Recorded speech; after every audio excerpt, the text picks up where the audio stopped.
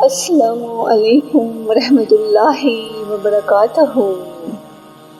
عزیز سامعین، آج میں آپ کو ایک ایسا ایمان افروز اور دل کو دہلا دینے والا واقعہ سنانے جا رہی ہوں، جسے سن کر ہر عاشق رسول صلی اللہ علیہ وآلہ وسلم کی آنکھیں نم ہو جائیں گی۔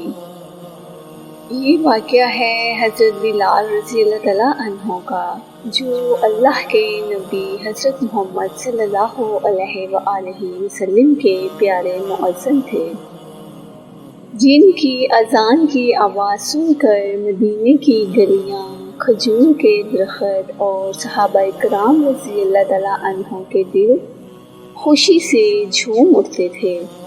مگر جب رسول اللہ صلی اللہ علیہ وآلہ وسلم اس دنیا سے پردہ فرما گئے تو حضرت بلال رضی اللہ تعالیٰ عنہ کا دل بھی ٹوٹ گیا۔ وہ اب مدینے میں رہنے کی طاقت نہ رکھتے تھے۔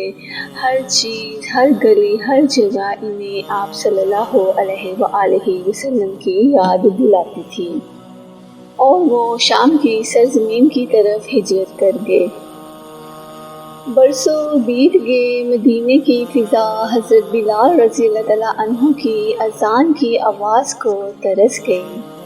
پھر ایک دن صحابہ کرام کی خواہش اور درخواست پر حضرت بلال رضی اللہ تعالیٰ عنہ واپس مدینے تشریف لائے، اور جب انہوں نے اذان دینا شروع کی، اللہ اکبر، اللہ اکبر، تو پورا مدینہ لرز اٹھا۔ لوگ اپنے گھروں سے نکل آئے، ہر آنکھ اشکبار تھی۔ دل پھر رسول اللہ صلی اللہ علیہ وآلہ وسلم کی یاد میں ڈوب گیا۔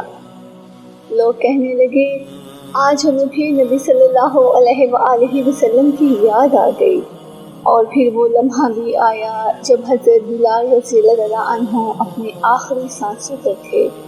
ان کی بیوی رو رہی تھی اور کہہ رہی تھی، ہائے افسوس، ہائے غم۔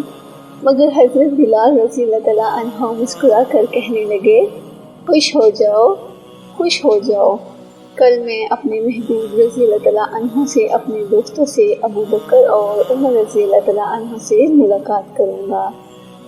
عزیز سامعین، یہ واقعہ ہمیں سکھاتا ہے کہ جو عشق رسول صلی اللہ علیہ وآلہ وسلم میں جیتا ہے، اس کا آخری وقت میں مسکراہٹوں اور محبوب کی ملاقات کی خوشخبری کے ساتھ آتا ہے۔ اللہ پاک ہمیں بھی ایسا سچا عشق نصیب فرمائے، آمین ثم آمین یا رب العالمین۔